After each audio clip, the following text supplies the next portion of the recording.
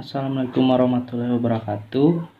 Nama saya Wahyu Yuda Pratama dengan nomor NPM C101900150. Di sini saya akan menjelaskan mengenai konsep akuntansi pusat, agen, dan cabang. Pengertian agen dan cabang memiliki penjelasan yang berbeda. Agen merupakan perusahaan atau lembaga yang bertindak sebagai perantara untuk memberikan pelayanan atas nama prinsipal berupa badan atau perseorangan yang dilandasi dengan perjanjian antara kedua belah pihak untuk mencapai tujuan tanpa adanya pemindahan hak atas barang yang dimiliki oleh prinsipal. Cakupan operasi lebih sempit, di mana agen tidak bisa memproduksi tetapi hanya memasarkan saja.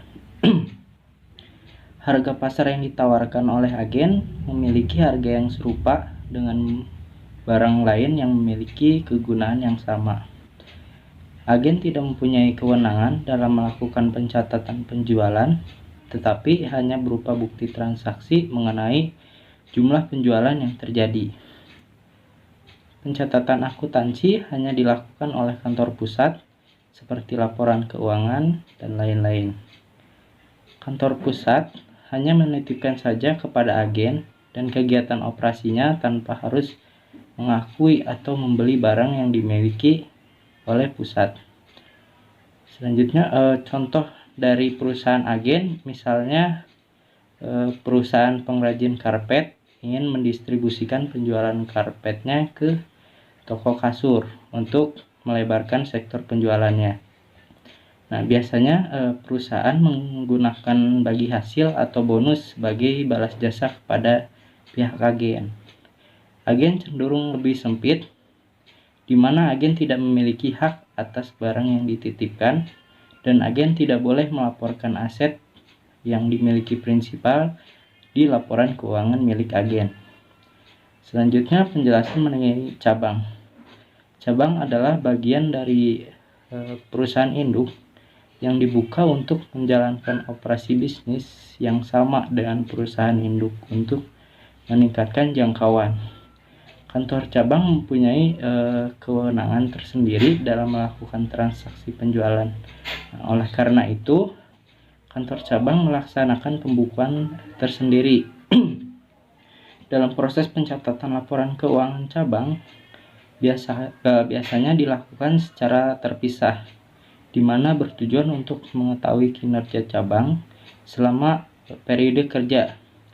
Jadi baik kantor pusat maupun kantor cabang menyelenggarakan pencatatan akuntansi sendiri-sendiri.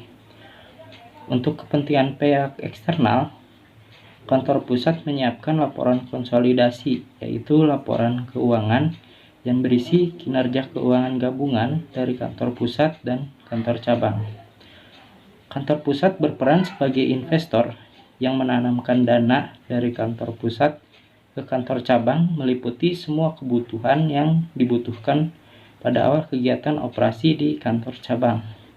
Contoh dari perusahaan cabang, di mana ciri khas dari perusahaan cabang memiliki logo sendiri, bangunan sendiri, dan aset yang dimiliki pun milik sendiri. Karena memiliki aset, liability, dan equity sendiri, maka kegiatan transaksi dan pembuatan laporan keuangan pun dilakukan sendiri, yang akan dilaporkan di akhir periode akuntansi ke kantor pusat. Nah, seperti yang telah dijelaskan di atas, bahwa dari penggabungan laporan cabang dan laporan pusat terbentuklah laporan konsolidasi. Nah, apa sih laporan konsolidasi itu dan digunakan oleh siapa laporan tersebut? Laporan keuangan konsolidasi atau konsolidasi financial statement adalah laporan yang menyajikan informasi keuangan milik induk perusahaan dan anak perusahaan dalam satu laporan keuangan. Nah, biasanya laporan keuangan secara umum memang berfungsi untuk evaluasi kinerja perusahaan serta sebagai rujukan bagi investor untuk menilai kredibilitas perusahaan. Namun pada laporan keuangan konsolidasi Terdapat beberapa fungsi atau manfaat lain yang membedakan dengan laporan keuangan mandiri. Salah satunya laporan keuangan konsolidasi berguna untuk mengetahui efek entitas anak perusahaan terhadap perkembangan induk perusahaan dalam jangka panjang. Laporan keuangan jenis ini cenderung mempermudah perusahaan dalam membaca dan meninjau kinerja bisnis secara keseluruhan.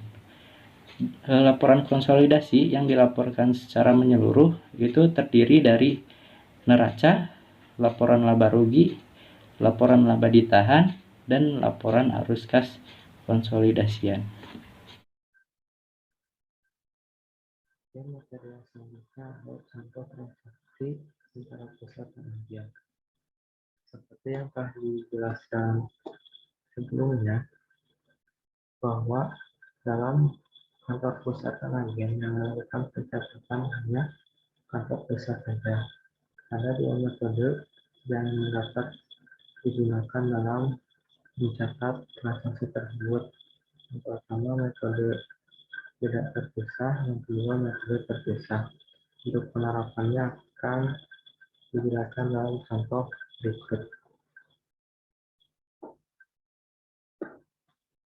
PT Singasana berkedudukan di Malang, bergerak dalam bidang alat-alat kesehatan. Pada awal tahun 2017, membuka kantor agen di Kediri. Ikhtisar transaksi keuangan selama tahun 2007 adalah sebagai berikut.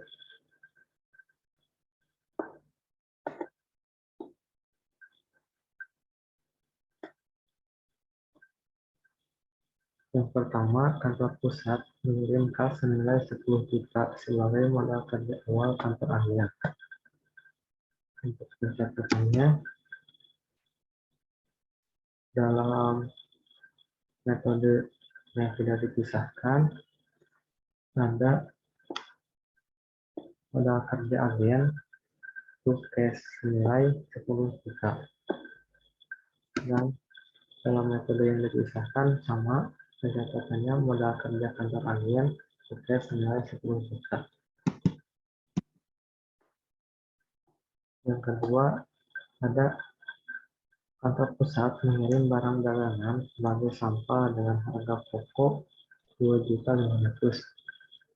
Untuk pencatatan dalam metode yang tidak dipisahkan, ada persediaan sampel kantor agen untuk persediaan barang dagang senilai 2.500.000. Dan dalam metode yang dipisahkan juga sama, ada persediaan sampel kantor agen untuk persediaan barang dagang senilai 7.500.000. Yang ketiga, kantor pusat membeli barang dagangan untuk mengisi persediaan seharga 400 juta secara kredit.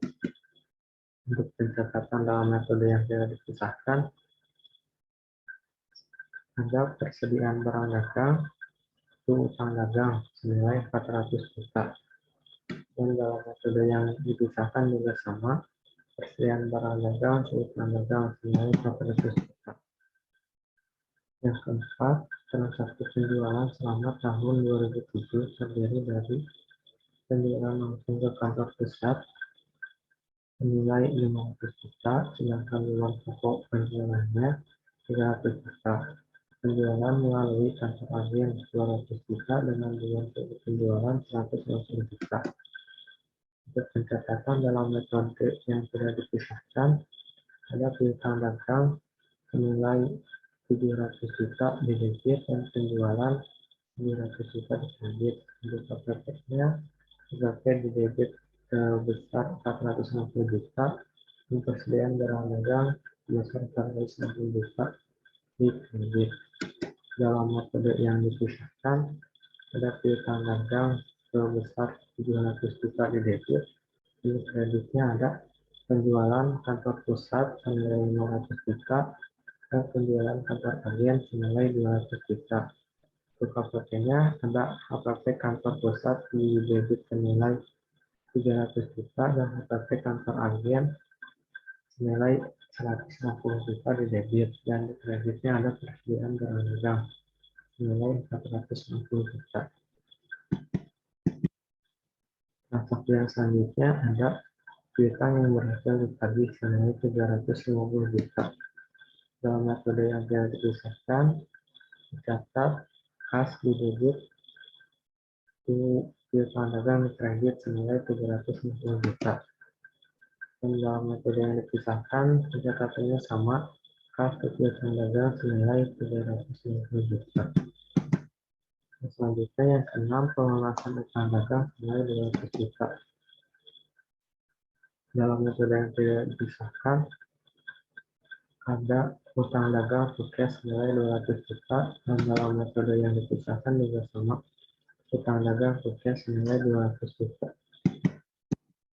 Selanjutnya ada biaya yang dikeluarkan adalah selain berikut. Biaya pemasaran kantor pusat sebesar 40 juta, biaya pemasaran kantor agen 12 juta, biaya administrasi dan umum kantor pusat 16 juta, biaya administrasi dan umum kantor agen 3 juta. Untuk pencatatannya dalam metode yang tidak dipisahkan, ada beban pemasaran di debit senilai 52 juta dan beban administrasi dan umum senilai 19 juta di debit dan kreditnya ada kas senilai 71 juta. Dan dalam metode yang dipisahkan ada beban pemasaran kantor pusat nilai 40 juta di debit, beban pemasaran kantor cabang 12 juta di debit, beban administrasi dan umum kantor pusat 16 juta di debit, beban administrasi dan umum kantor cabang di debit senilai 3 juta, dan di kreditnya ada kas senilai 71 juta. Dan yang ke-8, depresiasi gedung yang menjadi beban tahun ini adalah di kantor pusat sebesar 7.500 dan kantor agen senilai 3 juta. Untuk pencatatan dalam metode yang tidak dipisahkan, ada beban penyusutan untuk akumulasi penyusutan senilai 10.500. Dan untuk metode yang dipisahkan, pencatatannya ada beban penyusutan gedung kantor pusat senilai 7.500 dan beban penyusutan gedung kantor cabang senilai 3 juta di debit, dan di kreditnya ada akumulasi penyusutan senilai 10.500.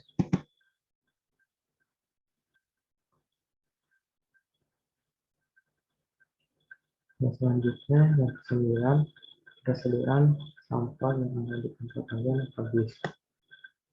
Catatannya dalam metode yang tidak dipisahkan, ada beban pemasaran ketersediaan sampel kantor agen senilai 2.500. Selanjutnya sama dengan yang yang nomor 2. Untuk metode yang dipisahkan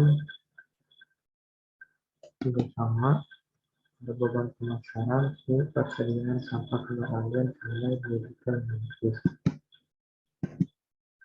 Dan transaksi yang ke-10 itu melakukan jurnal bentuk. Dalam metode yang tidak dipisahkan, tidak dijurnal. Dan dalam metode yang dipisahkan, ada penjualan kantor agen senilai 200 juta di debit, KPP kantor agen senilai 160 juta di kredit, beban pemasaran kantor agen 12 juta di kredit, beban administrasi dan umum kantor agen 3 juta di kredit, besar laba rugi kantor agen 25 juta di kredit. Dan yang ke-11, mengakui laba rugi perusahaan secara keseluruhan. Ada penjualan senilai 700 juta ke debit, ini dalam metode yang tidak dipisahkan. Ada penjualan senilai 700 juta ke debit, KPP 460 juta di kredit, beban pemasaran 20 juta ke kredit, beban administrasi dan umum 19 juta di kredit, yang laba rugi 169 juta.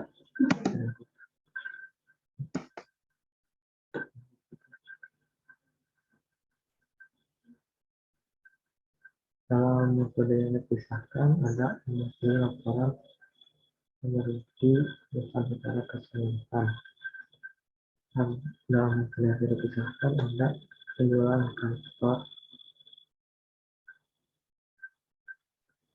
pusat nilai 500 juta, di debit besar laba rugi kantor agen 25 juta, di debit ada PT kantor pusat 700 juta, di kredit beban usaha kantor pusat nilai 40 juta, di kredit beban administrasi umum kantor pusat 16 juta, di kredit besar laba rugi kantor pusat nilai 159 juta. Untuk materi yang selanjutnya akan dijelaskan oleh rekan saya. Baik, jika tadi rekan saya Wahyu dan juga Farhan sudah menjelaskan mengenai definisi dan juga hal-hal lain sebagainya yang masih relevan terhadap akuntansi pusat dan cabang, kali ini saya akan coba untuk menjelaskan mengenai contoh kasus dan penanganan akuntansi dari sudut pandang pusat dan juga cabang. Untuk itu, mari kita langsung aja untuk menuju ke contoh soal.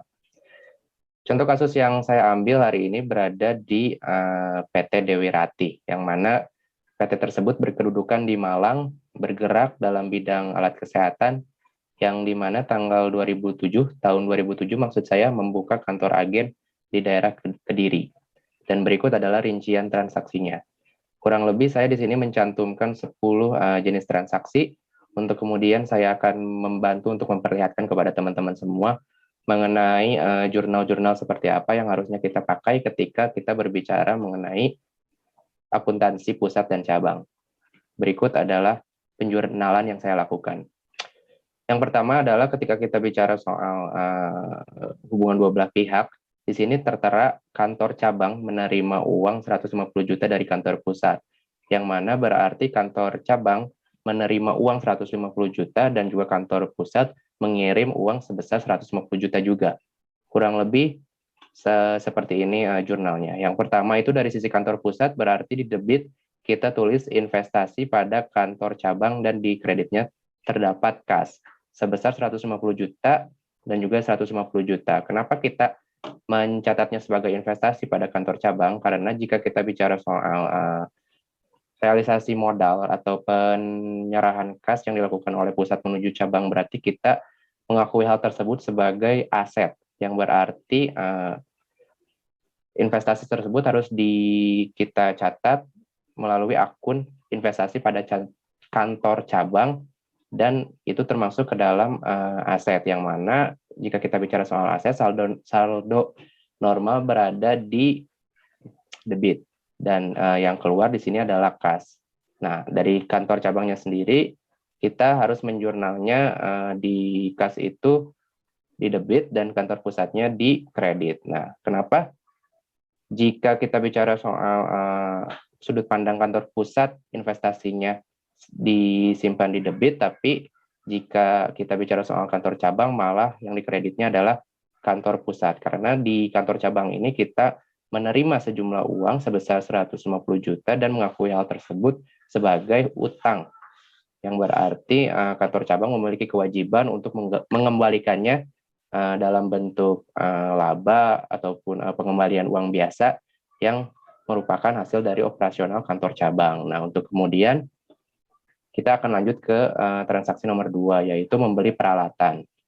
Nah, membeli peralatan di sini dilakukan oleh kantor cabang untuk membeli sejumlah kebutuhan untuk mendukung suatu operasional perusahaan. Di sini kita bisa melihat peralatan disimpan di debit dan juga kas disimpan di kredit sebesar 75 juta. Itu merupakan satu transaksi di mana kita melakukan fungsi akuntansi terhadap biaya, bukan beban ya. Karena kalau misalnya kita bicara soal biaya dan beban, itu merupakan dua hal yang berbeda. Biaya itu adalah satu metode akuntansi atau satu jenis transaksi yang kita lakukan untuk mengakui datangnya satu aset yang akan berguna atau memiliki manfaat di masa mendatang. Kalau beban, kita melakukan transaksi itu setelah masa manfaat tersebut habis dipakai oleh sebuah operasional perusahaan. Nah, kita langsung saja untuk menuju nomor 3, yaitu pengiriman persediaan. Nah, jika kita lihat lagi di sini rincian transaksi, menerima barang dagangan senilai 115 juta dari kantor pusat. Berarti ini tidak jauh berbeda dengan jurnal yang penanaman modal. Hanya saja di debitnya kita menulis spesifik persediaan, karena yang kita terima dari kantor cabang adalah persediaan, bukan kas. Jadi persediaan itu kantor pusat sebesar 115 juta masing-masing debit kreditnya ya. Nah, untuk kantor pusatnya sendiri kita sama seperti yang nomor 1, di debitnya masih kita simpan sebagai investasi pada kantor cabang, dan di kreditnya adalah persediaan sebesar masing-masing 115 juta. Nah, untuk nomor 4 di sini adalah ada transaksi yang dilakukan oleh kantor cabang membeli persediaan sebesar 30 juta, membeli barang dagangan dari supplier luar sebesar 30 juta secara tunai. Berarti kita langsung saja untuk menjurnal dari sisi kantor cabang. Kantor cabang melakukan penjurnalan berarti senilai 30 juta dengan akun-akun yang ditulis adalah debitnya persediaan dengan nominal 30 juta dan di kreditnya adalah kas, karena itu dibeli secara tunai bukan secara kredit. Jikalau pembelian tersebut dilakukan menggunakan metode kredit, berarti persediaan tuh hutang dagang.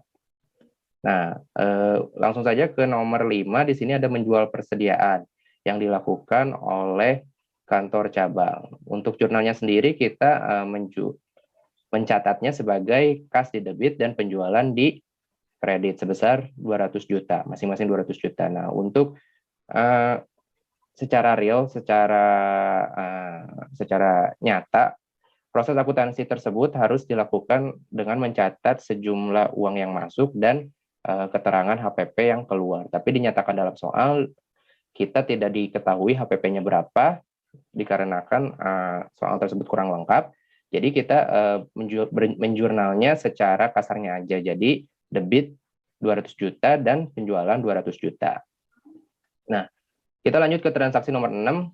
Di sini adalah mengembalikan barang dagangan yang diterima dari kantor pusat seharga 7.500.000 karena barang tersebut rusak. Berarti di sini ada 2 sudut pandang yang melakukan penjurnalan. Masing-masing itu kantor pusat dan juga kantor cabang sebesar 7.500.000.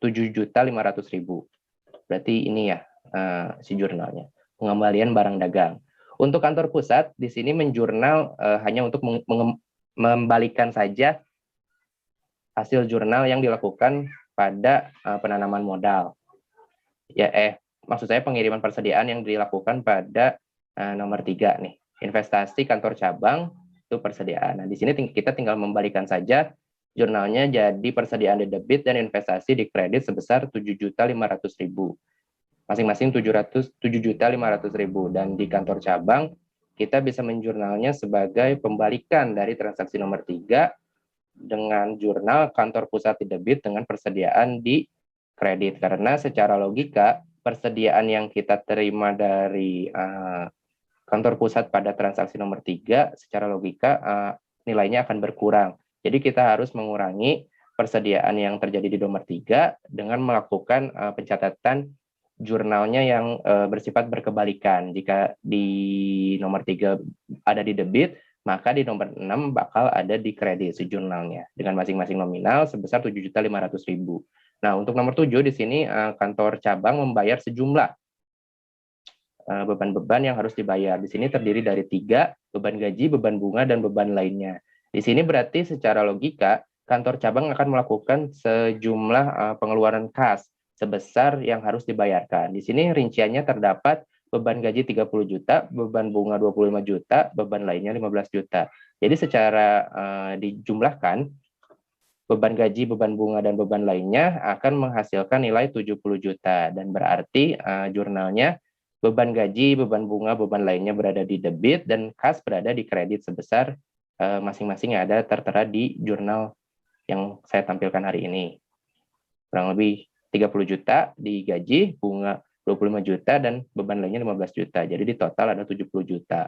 Nah, kita lanjut ke transaksi nomor 8. Kantor cabang mengirim uang ke kantor pusat. Berarti di sini ada 2 sudut pandang yang melakukan penjurnalan. Yang pertama adalah kantor pusat dan yang kedua adalah kantor cabang.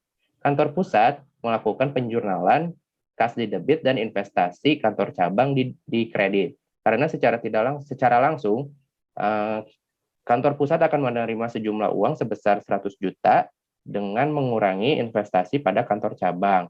Sehingga seperti yang sudah saya tampilkan di layar, berarti kasnya di debit dan investasi pada kantor cabang disimpan di kredit. Karena itu akan mengurangi nilai yang telah diinvestasikan dari kantor pusat ke kantor cabang senilai 100 juta. Nah, untuk kantor cabangnya sendiri melakukan penjurnalan sama seperti yang di kantor pusat, melakukan jurnal yang sifatnya berkebalikan. Jadi kalau misalnya kita menerima kas, itu debitnya kas, kreditnya kantor pusat. Kalau misalnya kita mengirim uang, berarti di debitnya kantor pusat, di kreditnya adalah kas sebesar 100 juta. Nah, tadi berarti transaksi nomor 8. Kita lanjut ke transaksi nomor 9.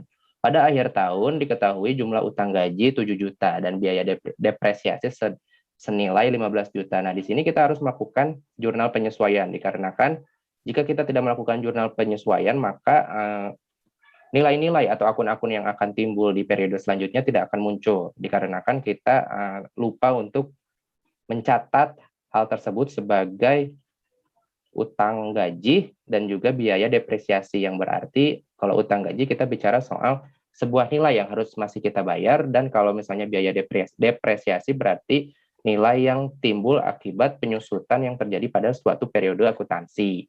Nah, untuk jurnalnya sendiri berarti kita hanya menjurnal dari kantor cabangnya sendiri. Untuk yang beban gaji, di sini kita melakukan jurnal penyesuaian dengan cara mencatat di debit itu beban gaji dan di kredit itu utang gaji senilai 7 juta, masing-masing 7 juta. Dan untuk biaya depresiasinya di sini kita akan menjurnal di debitnya beban depresiasi dan di kreditnya akumulasi penyusutan depresiasi senilai masing-masing 15 juta.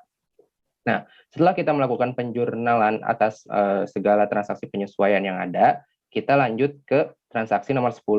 Di nomor 10 ini persediaan barang dagangan yang diterima dari kantor pusat pada akhir tahun sebesar 6 juta dan persediaan barang dagangan yang dibeli dari supplier luar pada akhir tahun senilai 35 juta. Berarti secara logika kita bicara soal kantor pusat yang mengirim barang sebesar 6 juta dan diterima oleh kantor cabang senilai 6 juta. Nah, selain itu ada juga transaksi pembelian persediaan dari kantor cabang senilai 35 juta. Di sini kita melakukan penjurnalan sekitar 3 kali penjurnalan ya, 3 kali pencatatan. Nah, di nomor 10 ini kita bisa menjurnal dari kantor pusat dengan menulis investasi pada kantor cabang di debit dan persediaan di kredit sebesar masing-masing 6 juta. Dan untuk di kantor cabang kita harus melakukan 2 kali pencatatan karena ada 2 kali transaksi yang dilakukan yang bersumber dari kantor pusat maupun yang bersumber dari kantor cabangnya itu sendiri. Kalau yang dari kantor pusat berarti menerima persediaan, dan kalau dari yang kedua, transaksi yang kedua, berarti kantor cabang harus membeli persediaan senilai 35 juta dan juga yang tadi 6 juta dari penerimaan persediaan dari kantor pusat. Kita bisa menjurnalnya. Yang pertama, untuk transaksi yang pertama ini ada persediaan tuh kantor pusat, yang berarti kantor cabang menerima persediaan senilai 6 juta dan mencatatnya sebagai utang ke akun kantor pusat senilai 6 juta. Nah, untuk transaksi yang kedua yang dilakukan oleh kantor cabang ada di persediaan tuh kas senilai 35 juta. Ya, kurang lebih seperti itu saja yang bisa saya sampaikan. Untuk selanjutnya presentasi akan dibawakan oleh Dimas. Oke, lanjut ya. Untuk yang ke bagian terakhir, yang laporan konsolidasi. Mengulas sedikit, yang laporan konsolidasi ini kan adalah laporan yang gabungan yang dibikin oleh yang kantor pusat, yang gabungan dari cabang. Kan kalau misalnya dalam perusahaan, kalau misalnya memiliki cabang kan misal banyak, kan gak mungkin setiap cabangnya itu mengeluarkan laporan keuangan. Nah, jadi laporan konsolidasi ini adalah laporan yang menggabungkan semua laporan keuangan yang di pusat dan yang semua yang ada di cabangnya. Oke, lanjut ya, langsung ke soalnya. Nah, diketahui neraca pada 31 Desember 2007 dari PT Luminto yang merupakan kantor pusatnya itu di Bandung dan kantor cabangnya di Surakarta. Nah, ini. Nah, jadi dari neraca ini kan kita harus ngegabungin soalnya kan nanti bakal diterbitin laporan keuangannya. Jadi kan otomatis nanti si laporan keuangan itu akan jadi satu. Nah, ini diketahui tuh. Ada kas di kantor cabangnya itu sebesar 34.400. Kemudian piutang dagang yang ada di cabang kan 149.200. Terus ada juga biaya operasi 87.600. Kemudian penjualan di cabang juga ada 380. Nah, si angka ini nanti akan pada saat konsolidasi ini harus disatukan. Nah, terus juga akan ada di bagian satu juga udah ada kan dijelasin, nanti akan ada eliminasi. Nah, eliminasi ini juga kan supaya si nilai-nilai ini itu kan tidak dicatat ganda gitu. Jadi di pusat ada, di cabang ada. Nah, fungsinya eliminasi ini untuk mencegah hal itu. Oke, langsung ya. Kemudian yang diketahui persediaan barang dagang 31 Desember masing-masing sebesar 383.200 yang ada di kantor pusat. Terus ada sebesar 97 juta yang ada di kantor cabang. Pertanyaannya yang pertama, berapa besarnya laba atau rugi operasi kantor pusat Bandung? Nah, oke, berarti langsung saya masukin. Pertama, penjualan. Penjualan yang ada di kantor pusat sebesar 1,6 miliar. Nah, tinggal pindahin dari neraca. Kemudian, persediaan 1 Januari sebesar 362. Persediaan 362. Terus, kantor pusat juga melakukan pembelian sebesar 1263. Dari sini. Nah, persediaan 1 Januari terus melakukan pembelian berarti ditambah dong. Nah, yang ada berarti yang ditambah ini adalah barang yang tersedia untuk dijual. Tinggal dijumlahin sebesar 1625. Kemudian ada keterangan. Tadi kan dari si nilai ini tuh kan ada yang dikirim ke cabang. Nah, pengiriman barang dari pusat sebesar 440. Berarti dikurang dong. Berarti secara tidak langsung dari nilai si ini tuh ada nilai yang dikirim ke cabang sebesar 440. Berarti kan dikurang. Nah, jadi yang tersedia di kantor pusat itu tinggal 1185. Terus diketahui juga di kantor pusat itu kan ada keterangan tadi di awal persediaan akhirnya sebesar 382. Masukin. Yang namanya persediaan akhir berarti kan harus dikurang ya.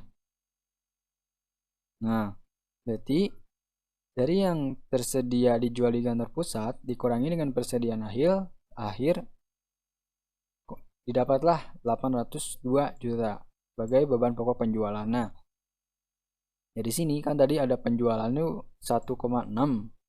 Beban pokok penjualan kan 802. Dikurang, dapatlah 798. Terus pusat juga kan ada operasi. Operasinya itu 278. Nah, masukin, dikurangi lagi. Dan didapatlah 520 juta. Nah, inilah laba yang ada di kantor pusat. Lanjut untuk yang pertanyaan nomor 2. Nah, berapa besarnya laba rugi operasi kantor cabang di Surakarta? Nah, ini nih yang diketahui kan kurang lebih lah sama lah kayak yang sebelumnya. Berarti yang di kantor cabang penjualannya itu 380. Terus ada juga tadi kan yang yang 440 kan itu tuh dari pusat yang diterima oleh kantor cabang. Nah, masukin ini nih 440. Terus diketahui juga di soal awal adanya persediaan barang di cabang sebesar 97. Masukin 97. Berarti kan sama ya dikurang 440 kurang 97. Jadi beban pokok penjualnya 343.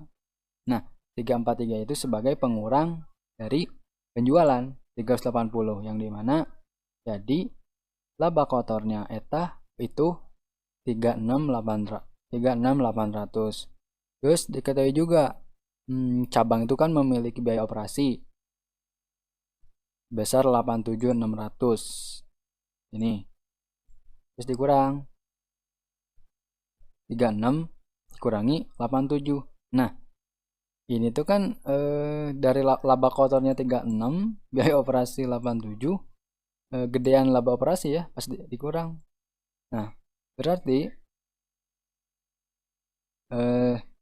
si kantor cabang itu mengalami kerugian sebesar 50 juta. Oke, lanjut.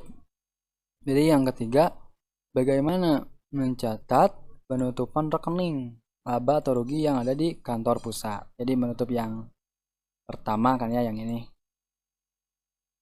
Nah,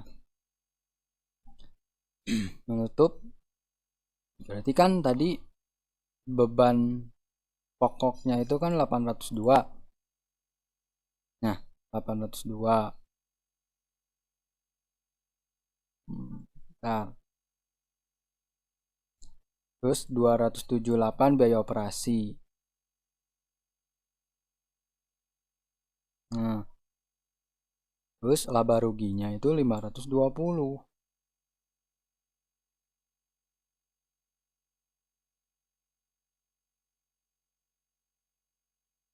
Jumlahkan,